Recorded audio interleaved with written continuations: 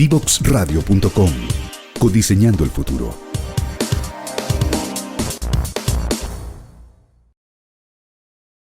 Ya estamos de vuelta en el programa y se encuentra con nosotros Juan Felipe. Bienvenido. Gracias por la invitación, Bárbara. Muy contento de estar con ustedes acá y nada, tomarnos un café, charlar un rato. Genial. Oye, ahí cuando hablamos te contaba un poco. Nosotros tenemos dos preguntas que son clásicas a todos los invitados e invitadas, así que vamos a partir con esas. De ahí nos vamos a poner a hablar de innovación pública y foresight. Entonces, para partir calentando motores, algunos me dicen que una pregunta un poco al hueso para partir, pero ahí te la puedes tomar como te fluya. Es cuando escuchas el concepto futuro, más allá de lo teórico, como ¿qué representa para ti este concepto? ¿Qué es para ti el futuro? Me lleva mucho a la ciencia ficción, ¿no? Me lleva mucho a la niñez, a las películas. Eh, no solo las típicas de Volver al Futuro y esto, sino otro tipo de dibujos animados que mostraban cómo podría llegar a ser el futuro, ¿no?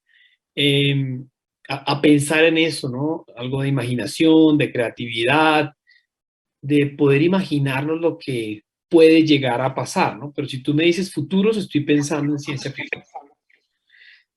Perfecto. Y recuerdo, nosotros nos conectamos hace algún tiempo por esta red social LinkedIn a propósito de esto de Foresight. Y tanto para el programa como para mí personalmente me intriga saber cómo fue que llegaste a esta disciplina que estudia el futuro. Como qué te llevó ahí, cuál fue ese camino que fuiste recorriendo. Yo creo que es como algo que tenía guardado de hace un tiempo de trabajando en innovación en el sector público. Yo recuerdo que aproximadamente hace unos 8 años empecé a mirar, estaba liderando el Laboratorio de Innovación Pública de la Veeduría Lab Capital muy al comienzo y empecé a hablar con amigos y compañeros de otros laboratorios de Latinoamérica, como a mirar cuáles eran estas grandes tendencias. Y me acuerdo que hablé con un compañero de México que me empezó a hablar, digamos, de los ejercicios que estaban haciendo de escenarios futuros, donde actores, gente que trabajaba, digamos, en temas culturales, estaban desarrollando actuaciones, espacios culturales, donde estaban trabajando temas de futuros para empezar a concientizar a las personas a lo que podría llegar a generarse, ¿no? Por medio del arte y del teatro. Me pareció súper interesante, obviamente, eso se hacía desde un enfoque del sector público. Y eso me quedó sonando, ¿no? Y eso me quedó sonando y me quedó sonando y me quedó sonando, pero no empecé a escuchar, no a ver nada más y luego empecé como a investigar otras cosas de laboratorios y me encontré con el Laboratorio de Innovación Pública de los Emiratos Árabes. ¿Ya? Y este laboratorio apareció también el Ministerio de Futuros, y bueno, ya estaba un poco más avanzado, ya no son ejercicios, sino algo mucho más institucional, aunque tengo mucho reparo sobre ese Ministerio del Futuro porque es solamente de hombres, no hay muchas mujeres, lo cual me parece que Ah, no es wow. un futuro deseable.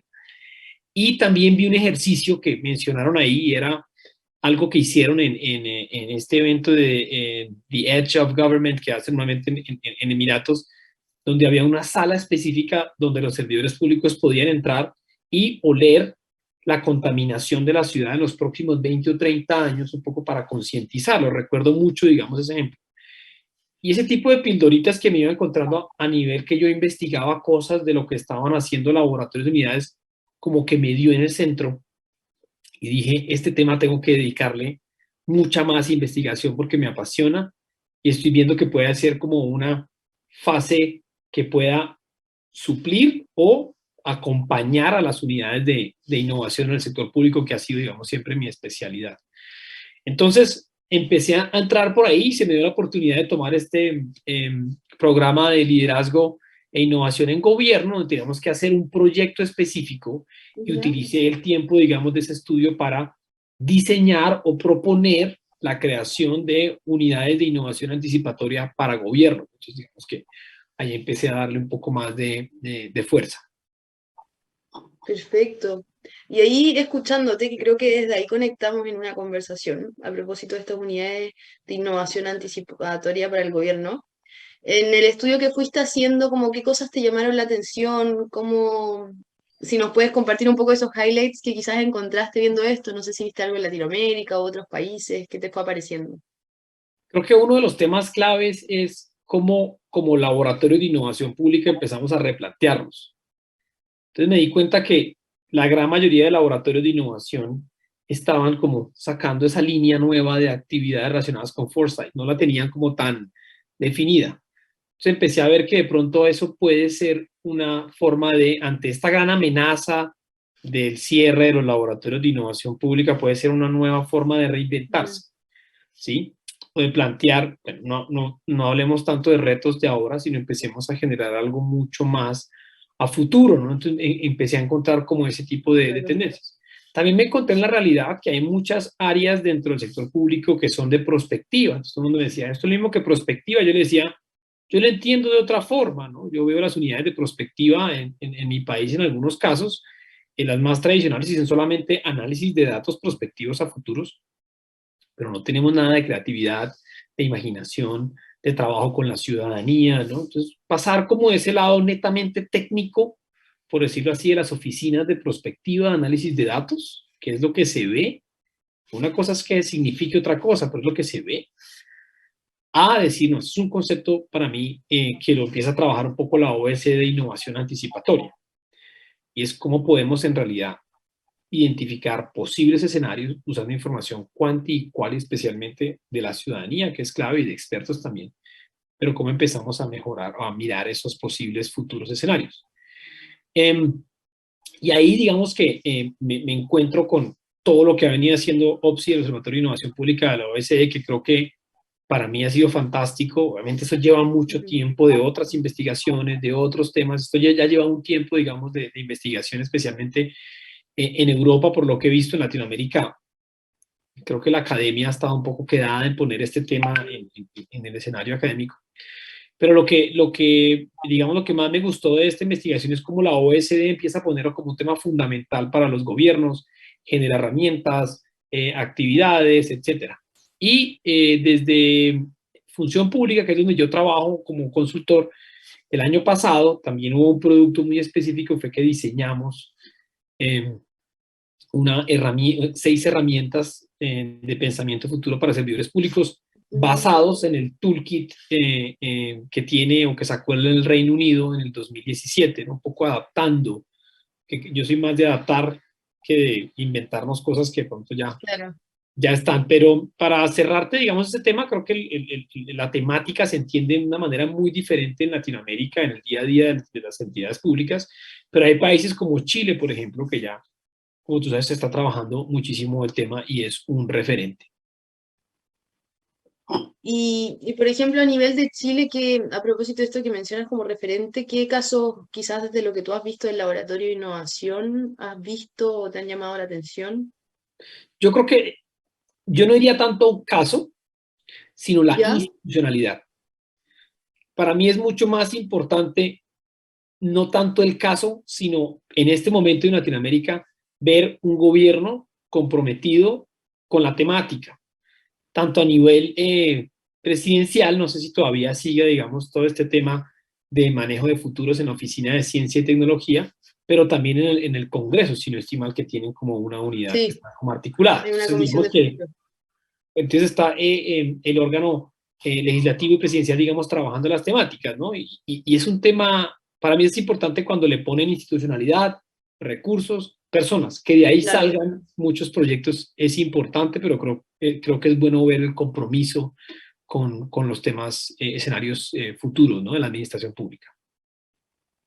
Y, por ejemplo, desde lo que tú observas en Colombia, ¿hay alguna institución que esté tomando esto que tú nos mencionas a nivel más institucional o todavía no sucede?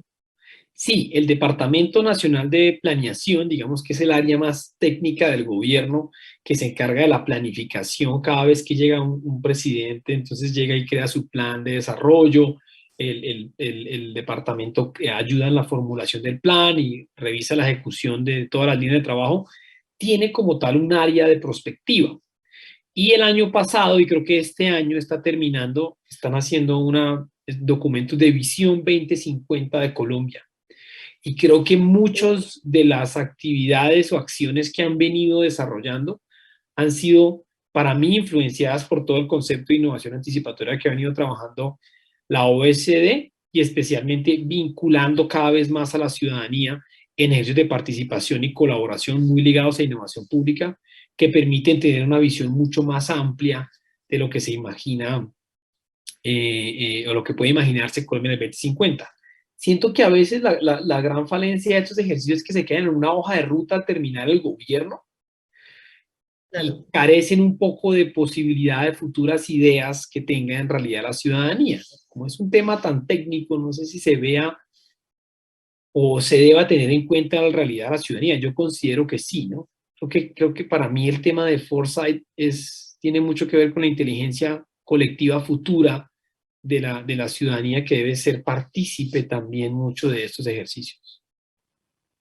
Claro, totalmente. Ahí de hecho hemos estado hablando en un par de ejercicios, o sea, capítulos anteriores, a propósito de lo que nos menciona sobre futuros participativos y cómo aumentar como este engagement ciudadano ligado a la participación de la ciudadanía en explorar estas posibilidades también y ir tomando decisiones estratégicas en función de ello. Así que ahí buenísimo lo que nos mencionas. Y ahí, si te parece, te voy a invitar a una pequeña pausa y luego retomamos aquí en lo que estamos conversando para seguir ahí profundizando en estos temas. Te invitamos a conocer el destacado rol central de la educación técnica profesional en Chile, sus innovaciones, desarrollos y el importante impacto que genera en las personas y los territorios. Cada jueves, 17 horas, junto a Elizabeth Zapata, solo en divoxradio.com.